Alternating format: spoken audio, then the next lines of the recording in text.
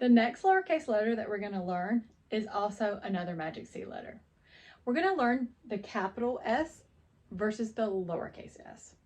So don't forget, when you're looking at these letters, the capital S is always going to be tall and the lowercase s is small, but we make them the exact same way. So as we're learning our S, we want to make sure we still use that term magic C. So first you can trace the capital S, magic C, turn, and around. Now for lowercase s, you're going to do the same thing. Little magic C, turn, and around. And then go ahead and have your student practice again. Little magic C, turn, and around. Little magic C, turn, and around. Don't forget, you can use the wet, dry, try method to practice these and trace them with a wet sponge and paper towel.